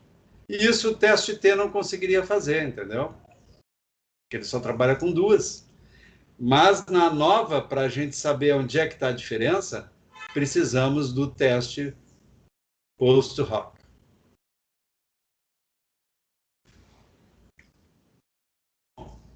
Agora nós vamos para uma outra situação, que é a situação da análise de variância para um fator, mas a relatada, aquela que é utilizada para delineamentos dentre participantes, né? Onde os participantes estão em todas as condições, tá? Então veja que o experimento ele é igual ao anterior, né? Inclusive, os dados aqui utilizados são os mesmos, ó. Só que agora, eles organizaram dessa forma, ó. Aqui tem 12 participantes. Aqui tem 12 participantes. Aqui tem 12 participantes, tá? Eu acho que eu vou interromper aqui e vou ir para o SPSS, primeiro fazer aqueles cálculos lá da nova independente. E depois eu volto para cá, e também vou no SPSS para mostrar também os cálculos da amostra da ANOVA relacionada, ou também chamada de ANOVA de medidas repetidas, né? Porque veja que são os mesmos participantes nas condições. Então, para aí que eu vou subir aqui vou subir o SPSS, e eu já tenho ele prontinho. Vamos ver se essa E a minha coisa tá resistente, a minha barrinha aqui não quer aparecer. Barrinha sacana. Ela não quer aparecer. Agora ela apareceu. Bom, vamos ver aqui então. Esse aqui é o primeiro que nós queremos, né? Veja que aqui então a maneira de colocar os dados, né, no SPSS. Por favor, me confirmem aí que vocês estão vendo. Eu estou vendo o Sim, tá PowerPoint. aparecendo aqui. Estão vendo? Sim. Tá. Placebo, pouco álcool. Agora estou. Tá, então aqui eu vejo como é que foi organizado, né? Então tem as condições aqui, ó, né, na primeira coluna. E isso está codificado, né? Isso foi criado aqui nessa segunda folha, né? Vocês já sabem disso, a segunda folha. Então a primeira variável é condição, tá? E aí então tem os valores, ó. Placebo é 1, pouco álcool é 2, muito álcool é 3. Tá? Foi codificado dessa maneira. E a segunda variável, que ali está a variável 1, eu vou botar aqui erros, né? Erros, que são os erros de direção. Tá? Então, vamos voltar para lá, ó. Então, as condições e os erros. Tá? Então, eu tenho um grupo aqui ó, de 12, um grupo aqui de 12, e um grupo aqui de 12, dando 36. 36 pessoas, tá? Para fazer a análise para grupos independentes, eu preciso colocar os dados dessa maneira. já para ver o cálculo da nova dentre participantes, né, eu vou ter que colocar de uma outra maneira que eu vou mostrar. Vamos ver se vai aparecer. É engraçado, essa minha barrinha não quer aparecer. Depois eu mostro, né? Poderia aparecer, né? Aqui, mas não está resistente. Então, para amostras independentes, né, delineamento entre participantes, eu coloco dessa maneira. Para a nova relacionada, né, com delineamento dentre participantes, eu vou colocar de outra maneira, que eu vou mostrar depois. Então, tá aqui, os dados estão aqui, né? São os mesmos aqueles que a gente viu lá no slide. Aí eu vou analisar. Análise. Então, aí eu vou para comparar médias, né? Mas agora eu vou para uma análise de variância, ó. Cliquei ali, né? Então, veja, ó, é para um fator que nós estamos vendo. Qual é o fator? Ah, isso aqui está mal, né? Eu vou voltar lá, peraí. Está mal aqui, os erros não tão bem classificados, né? Vamos voltar aqui, ó. Erro não é nominal, né? Certo? Isso aqui está numa escala. Então, vamos voltar lá de novo. Agora está certinho, né? Analisar. Comparar médias. Então, análise de variância. Eu passei pelos testes T ali, ó, né? Porque eu tenho 3 agora, não dá. Então, vamos para análise de variância. O fator é a condição, né? É uma variável nominal. Veja que a análise de variância, assim como o teste T, lidam com uma variável nominal e outra que é uma variável intervalar ou de razão, né? No caso aqui de razão, porque poderia ter 0 erros, né? Então, vou passar ali para dependente, né? Aqui está a independente, que é nominal, e tem 3 níveis, e aqui está a dependente, tá? Bom, então eu vou ver aqui agora, né, os testes, ó. Tudo aquilo que nós falamos ali do Colares, ó, tá vendo, ó? Quando as variâncias são iguais, são presumidamente iguais, olha aí, ó. Eu tenho esses caras todos aqui, tá? Tá vendo? Agora, quando as variâncias são presumidamente não iguais, né? Aí eu tenho essas opções aqui, ó. O Colares lá até acho que traz um pouco mais. Não sei se ele traz mais. Não, acho que ele traz tudo que está aqui, né? Tem bastante aqui também, né? Mas aí a gente marca aqui, né? Por exemplo, se eu quero o TUC, ó, vou marcar o TUC, tá? Porque ele vai me dizer onde é que estão as diferenças, né? Certo? Ou o Chefé. Posso marcar mais de um também, né? Se eu tiver curiosidade. Eu vou fazer porque tem uns que são mais exigentes que os outros também, né? Então eu tenho que ver o que vai se adequar melhor à minha situação, né? Certo? E aí eu vou escolher aqui um teste, tá? Vamos botar aqui continuar, certo? Bom, vamos ver as opções que eu tenho aqui, né? Bom, eu quero as descritivas. Lembram-se que saiu uma tabela de descritivas antes, né? Eu quero teste de homogeneidade, certo? E é isso, né? Poderia pedir um gráfico de médias aqui também, se quisesse. Vamos ver como é que vai ficar esse gráfico de médias. E pronto, né? Estaria bem assim, tá? Aí vamos botar aqui o continuar. Ok, pronto, ó. Tá aí, tá saindo a one way, né? Então veja, aqui primeiro veio a tabela aquela com, né, placebo, pouco álcool e tal, as médias, né? E o desvio padrão e os intervalos de confiança e tal, né? Aqui tem o mínimo e máximo, né? Erro mínimo, erro máximo em cada condição. Aqui eu tenho a estatística do Levene, ó, como a gente viu lá, ó, né, dando um pezinho aqui maior do que 0,05, né? E aqui nós temos a saída. Eu fiz uma modalidade ali mais simples, né? E lá a gente tem uma modalidade mais complexa, porque lá eu pedi também o eta parcial ao quadrado e o power, que nessa modalidade aqui não tem. Mas eu já vou mostrar para vocês onde é que a gente consegue o eta, né, e o que seria o tamanho do efeito, e o power. Aqui está mais simples, ó. Aqui está trazendo só a nova, né, e mostrando que existe diferença entre os grupos. Ó. O P, né, está menor do que 0,05, eu rejeito a hipótese nula, né, e vou procurar onde é que estão essas diferenças. Aqui, então, eu tenho os testes de follow-up, né, os post-hoc aqueles, né, e aí eu pedi para fazer dois, ó, né, veja que eu tenho aqui o Tukey e tenho aqui o Sheffer, né, então, o que está me dizendo aqui o Tukey, ó? O Tukey está me dizendo que entre pouco álcool e muito álcool, veja que ali tem tá pequenininho, né? Mas ali tem um asterisco para ajudar a leitura, né? Então, ele está dizendo que entre pouco álcool e muito álcool tem diferença, tá? Ele está dizendo que entre pouco álcool, né, e muito álcool tem diferença, certo? E ele está dizendo que entre muito álcool e... Na realidade, ele está dizendo aqui, né, que eu estou lendo de forma confusa isso aqui para vocês, né?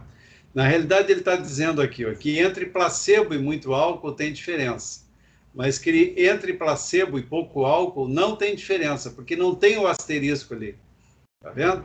A diferença só entre esses dois aqui, ó, tá? A mesma coisa aqui, ó, pouco álcool e muito álcool tem diferença, mas pouco álcool e placebo não tem diferença. E por fim, a última combinação, né, ele mostra que muito álcool e placebo tem diferença, muito álcool e pouco álcool tem diferença. Quer dizer, na realidade, as diferenças estão aqui, né? E aqui não tem diferença, aqui não tem diferença, tá? A diferença está entre muito álcool e placebo, né? Então, é entre o 1 e o 3 e entre o 2 e o 3, né? Aqui estão as diferenças. O outro teste está mostrando a mesma coisa. Nesse caso aqui, né, ambos os testes, eles foram eficazes em identificar a diferença da mesma forma, onde ela está, né? Porque é uma diferença muito forte, né? Então, mesmo variando o teste aqui, eles acabam dando o mesmo resultado, tá? Então, essa é a saída, né? Essa é a saída que a gente encontra, né? Então, aqui está dando com asteriscozinho, ó, porque vocês viram que o pezinho aqui também ele está menor do que 0,05. Diferente daqui, ó. Mas eles botam o asterisco para facilitar aqui o leitor, né? Certo? Mas a gente poderia também olhar aqui nessa coluna e ver o que é significativo, o que não é nessas comparações, né? Então, vejam, é necessário fazer esse teste a posteriori, né, para saber, para identificar onde é que está a diferença entre esses três grupos, né? Não existe diferença entre tudo, é preciso verificar, é preciso ver aqui. Bom, agora eu vou fazer de novo isso aqui, mas vou fazer num modelo mais complexo, né? Agora eu saí daqui da comparação de médias, ó, né, que eu tinha feito aqui, ó. Agora eu vou fazer aqui nesse modelo linear geral, tá? Para poder ter acesso ao eta e ao power, né? Aqui tem mais recursos aqui, tá? Então, ó, variável dependente, erros, fator, um fator, né? Aqui poderia trabalhar com mais fatores, ó, até, mas eu vou trabalhar só com um. Ele aceita também que eu trabalhe só com um, né? Vamos ver então aqui o que a gente vai pedir, né? O post-hoc.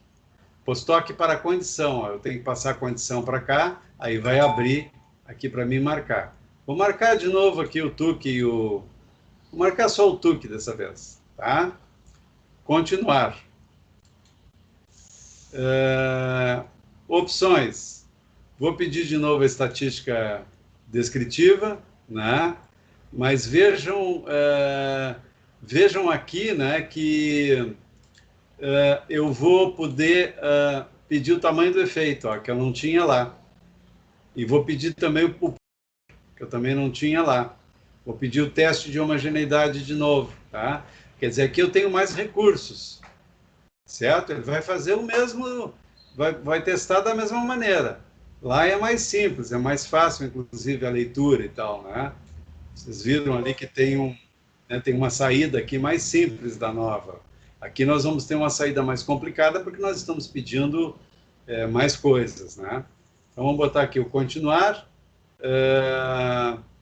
e vou dar o OK. Tá? Vou dar o OK. Pronto, ele já fez, ó.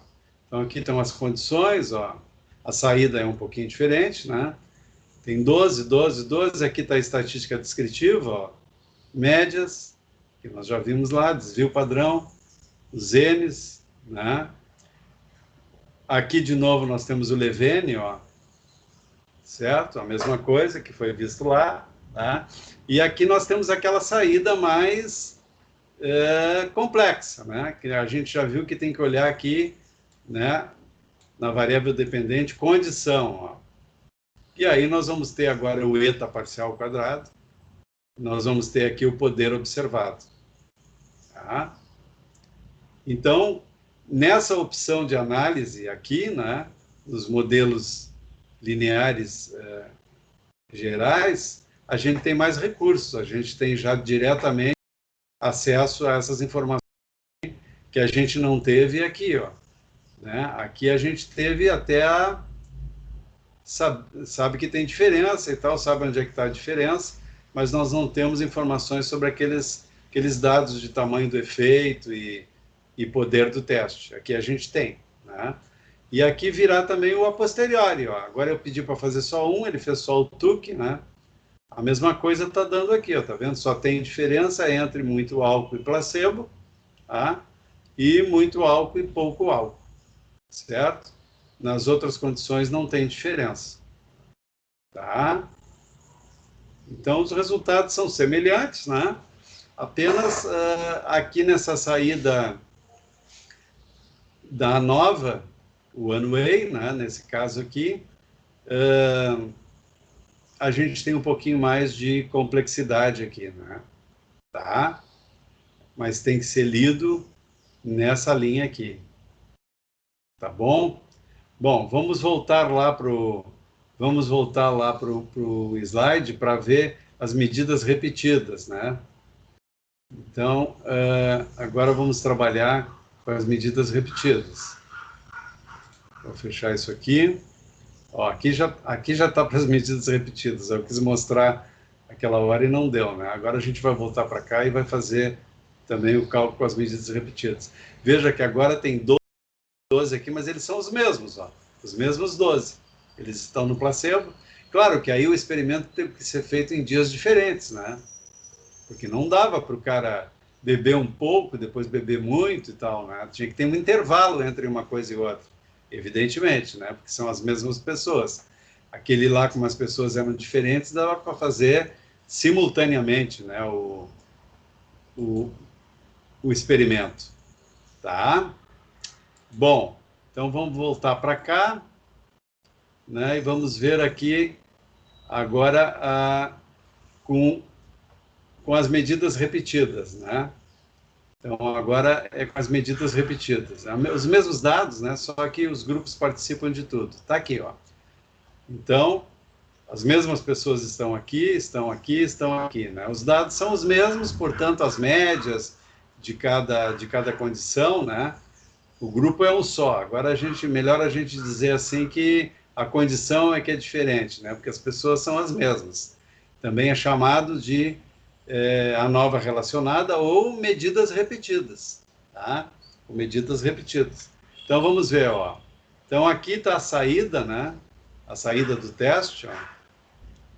Aí a gente tem que ler aqui nessa parte aqui, greenhouse, um pouco mais complexo, né? Tem uma porção de nomes e coisas estranhas aí para vocês, né? Mas é na condição aqui, nesse teste aqui, Greenhouse e Geiser, né? E aí o que a gente vai encontrar aqui, né? Vai encontrar o valor da análise de variância, o F. Aqui está o P, né? O sig, ó, menor do que 0,05, né? Portanto, há diferença entre entre essas medidas repetidas, né? E aqui a gente tem o tamanho do efeito. Veja que o tamanho do efeito nessa situação, embora os dados sejam os mesmos, né? Mas o delineamento é diferente. Veja como o tamanho do efeito ele cresceu, né? Olha que o tamanho do efeito ali é um tamanho bem maior do que o anterior, né? Que era 37,5. Aqui foi para 50%. Por que isso, né? Vamos pensar um pouquinho, né? Porque veja bem, se eu estou usando as mesmas pessoas, aquela variabilidade individual, ela sumiu. Quando eu tinha 3 grupos com pessoas diferentes, eu tinha aquela variabilidade interna, né? A variância interna e a variância entre os grupos. Agora aqui, o que eu tenho? Agora aqui eu tenho só a variância entre os grupos. Então veja o que aconteceu, né? Como reduziu, né, drasticamente, eliminou aquela variabilidade intra-grupo, né, porque os indivíduos são os mesmos, então se repete, um grupo é exatamente igual ao outro, né, o que varia é só a condição de placebo, pouco álcool, muito álcool. Então veja como o tamanho do efeito ele cresceu. Tá? Então, é um delineamento muito mais poderoso, esse delineamento aqui, né? Quando usam as mesmas pessoas repetidamente. Tá? É um delineamento mais poderoso, certo? E o power continua sendo o mesmo. Né? O poder do teste, no caso, a análise de variância, continua os 97, aqui está o mesmo valor. Mas vejam que o tamanho do efeito, ele cresceu bastante, né? É devido ao delineamento, né? Um delineamento mais poderoso. Aí aqui a gente tem a saída, né? De novo lá, ó, da estatística descritiva, certo? Dando aqui as médias, os erros, os intervalos de confiança, né? Isso tudo é tirado lá do SPSS, né? E aqui a gente tem o teste post-hoc, né? Então, aqui de novo a gente está vendo onde é que estão as diferenças. Ó. Nesse caso aqui foi usado o Bonferroni, ó, um outro teste que é mais indicado para essa situação de medidas repetidas, né? E aí de novo está mostrando aqui, ó, que o que existe mesmo nessa situação, né? Apenas aumentou o poder do tamanho do efeito. Mas vejam que a diferença continua a mesma. Ó. Existe diferença entre o 3 e o 1 e o 3 e o 2, certo? Mas entre o 1 e o 2 não tem diferença. Né? E também não tem diferença entre o 2 e o 1. Bom, aqui só está invertendo a ordem. Né? Era 1 e 2 e 1 é uma inversão de ordem, é a mesma coisa. Né? Não tem diferença.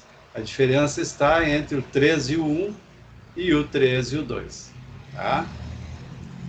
A mesma coisa que se encontra lá quando tem 3 grupos diferentes, né, de 36 pessoas, certo? Aqui apenas o tamanho do efeito acaba ficando maior. Né? Aqui 50% dos erros são devidos ao álcool, dos erros em geral. Né? E lá naquele caso a gente conseguia captar um efeito de 37,5%, né, devido à variabilidade individual, né, que prejudicava, certo? Quer dizer, fica mais difícil de controlar essa variabilidade individual. Aqui, como há um maior controle da variabilidade individual, né, da variabilidade intragrupo, acontece do efeito aparecer com mais força, porque aí a gente está considerando só a variabilidade entre grupos, né, ou entre condições, nesse caso aqui. Tá? Bom, então, não é, os resultados mostraram ser improvável que as diferenças entre as condições tenham se originado somente em virtude do erro amostral, né? E a gente escreveria esse resultado poderia ser escrito assim, né? A notação matemática do resultado da ANOVA, né? poderia ser assim, ó, né? O F, que é o símbolo da nova, né? Aqui estão os graus de liberdade nessa situação, né? E o valor que teve a nova, né? E o P, o valor P que acompanha esse resultado, né? Mostrando que há diferenças. Só que até aqui a gente não sabe onde é que está a diferença, a gente só sabe que tem diferença, né? Vai ser necessário o post-hoc, como nós já vimos, para identificar onde é que está a diferença. E aí a gente viu que tem um tamanho de efeito, né, global de 50%, se nós arredondarmos aqui, né, que é o eta parcial quadrado, né? Mostrou que aproximadamente 50% da variação nos erros cometidos ao dirigir, lá no simulador, né, podem ser creditados aos diferentes níveis de álcool, né? Bom, aí nós terminamos aqui, né, essa parte da nova, né? E agora o que seria daqui para frente, né? Aconteceria assim que nós não vamos poder, infelizmente, abordar tudo, né? Eu já dividi essa disciplina em duas, porque o conteúdo, né, não tem como dar esse conteúdo de um único período. Mas em 2 períodos também ficam coisas, evidentemente, de fora, mesmo tendo 2 períodos, né? Mas pelo menos eu consigo dar, assim, essas coisas básicas, né? E agora esse aqui seria, por exemplo, o próximo capítulo, ó. O que aconteceria aqui, né? Vejam que agora nós estamos, né, com 2 variáveis. Isso aqui é uma outra variação de ANOVA, né? Mais complicada do que aquela que nós mostramos antes. Por quê? Porque naquela eu tinha uma variável independente, né, e uma variável dependente, certo? A variável independente era o álcool, né, em 3 condições diferentes, sem álcool, pouco álcool, muito álcool, e o erro, né? E o erro, lá no caso era erro, né, de dirigir, certo? Bom, agora vejam que aqui, ó, eu já tenho 2 variáveis independentes, certo? Então, o que vai acontecer? Fica mais complexo.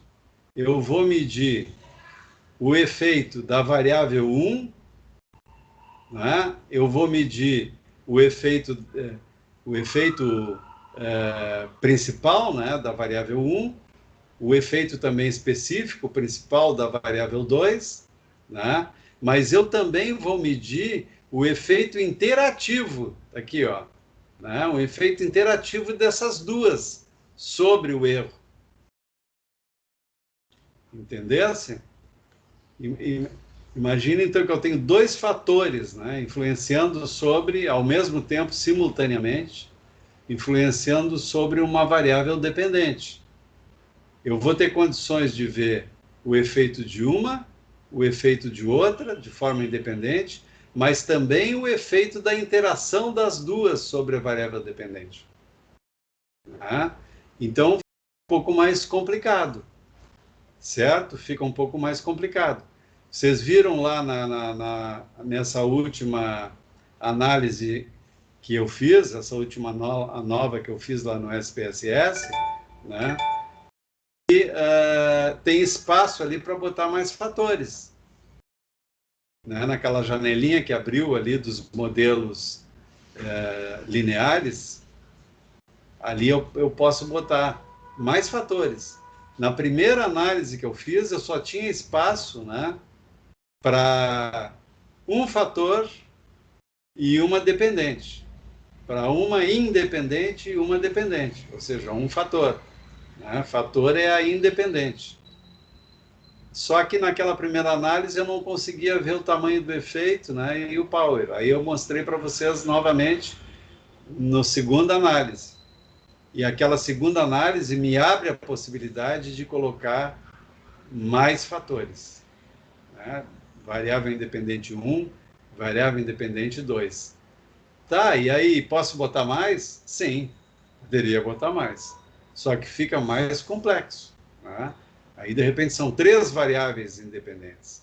Aí veja como elas têm também um processo interativo mais complexo, né? Porque se eu tivesse 3 aqui, eu teria os efeitos principais da 1, da 2, da 3, mas eu teria também os efeitos interativos da 1 com a 2, da 1 com a 3, da 2 com a 3 e um terceiro efeito interativo das 3 simultaneamente.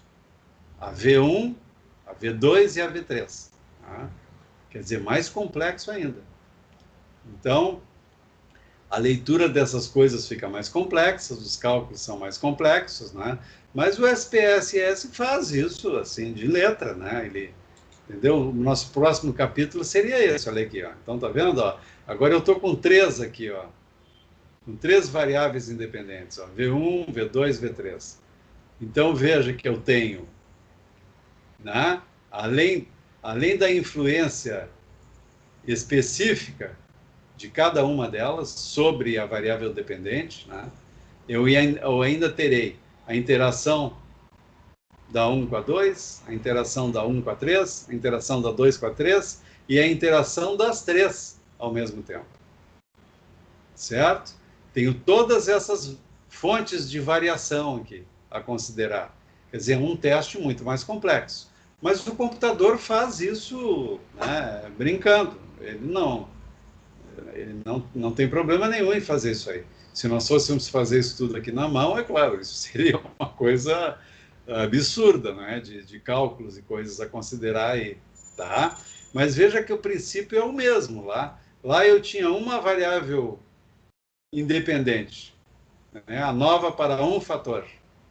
Agora aqui, veja, aqui já é com 3 fatores, certo? Bom, e tem mais uma complicação também da análise de variância, que é o fato de eu ter, tá? Porque tudo isso que eu estou mostrando para vocês aqui são ANOVAs univariadas, certo? Aí eu poderia ainda ter ANOVAs com vários fatores, como nós estamos vendo aqui, V1, V2, né? VI3, mas também mais de uma variável dependente. Aí, então, a gente diz que é uma ANOVA multivariada. E isso é complexo pra caramba, né? Imaginem aqui, eu tenho uma variável independente, 2 variáveis independentes, 3 variáveis independentes e mais 2 variáveis dependentes. E dependem dessas aqui. Então, imaginem um monte de combinação que tem aqui, né? Aqui nesse desenho, a gente está supondo que tem só uma variável dependente, né? Mas essa complicação aqui, ela continua. Num outro capítulo mais adiante, aí a gente entraria numa multivariada, né? Essa aqui, embora seja complexa, ela ainda é uma ANOVA univariada, porque ela tem apenas uma variável dependente. Ela tem muitos fatores, mas ela tem só uma dependente. Agora, isso pode ficar mais complicado ainda, numa ANOVA multivariada, onde eu vou ter muitos fatores independentes e também mais de uma variável dependente. Tá? É mais complicado. Não vamos poder ver isso aqui, né? Não dá tempo para isso. Acho que já foi bem importante, né, vocês entenderem o processo da ANOVA de um fator e saber que aquilo agora só poderá ser complicado. Né? O processo é o mesmo. O processo é o mesmo daquele que vocês viram lá. Só o que vai acontecer é mais complicação. Tá? Mais variáveis agindo ao mesmo tempo. E envolvendo um cálculo matemático muito mais complexo, né? Certo?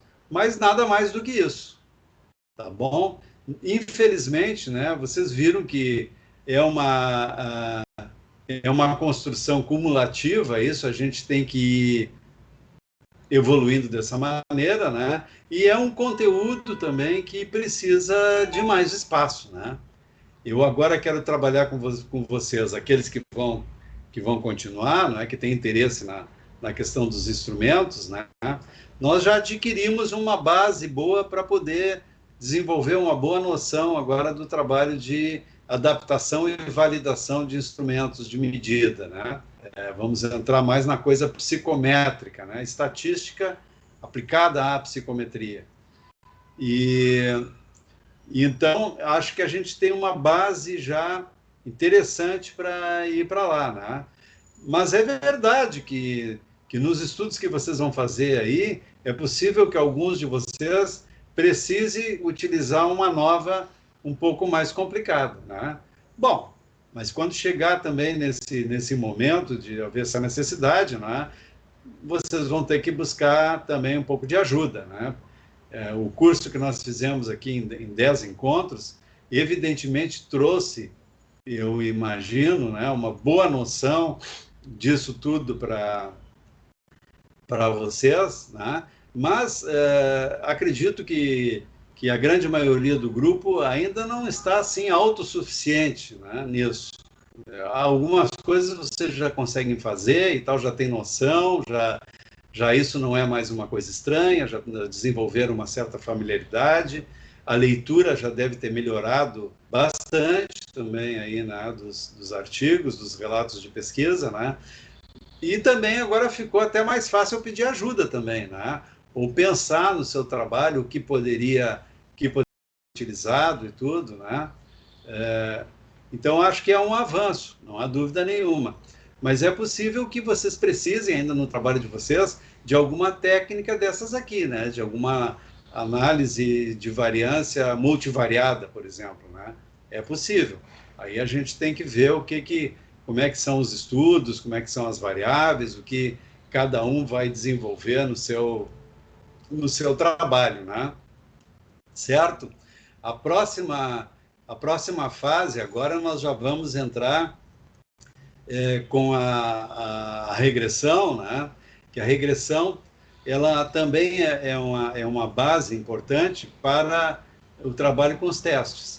E imediatamente depois da primeira aula, né, onde nós vamos ver a regressão, nós já vamos começar com o trabalho dos testes, né, com a parte de validade de conteúdo, né, tanto na adaptação de testes, né, que são aqueles testes estrangeiros que a gente traduz e tal para validar aqui no Brasil, quanto para a construção, né, para a criação de novos testes, né.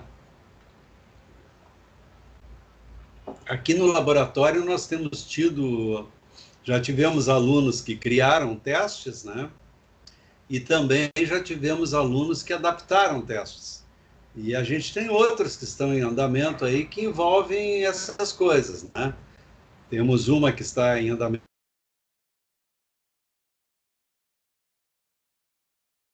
que está criando um teste para crianças. E nós temos outros que estão realizando outros estudos que estão fazendo adaptação de testes estrangeiros, né? Então, tradução dos testes, essa coisa toda.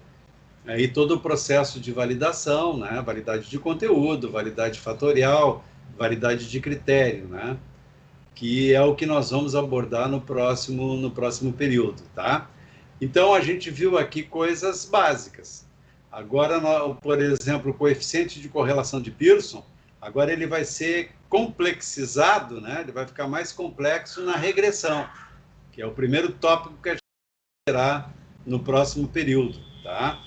E a nova ela fica mais complexa com isso que eu estou mostrando aqui, não é? Mais fatores e também incluindo mais variáveis dependentes. Aí ela se torna uma coisa mais complexa do que isso que nós vimos aqui, né? Esse aqui seria um próximo slide e tal, ó, né? Vejam que aqui eu já tenho 2 fatores, ó. Seria uma próxima aula, né? Eu queria dizer, ó. Aqui, então, eu tenho uma condição sem álcool e com álcool, sem cafeína e com cafeína. Veja que agora eu já tenho aqui 2 fatores independentes, 2 variáveis independentes, né?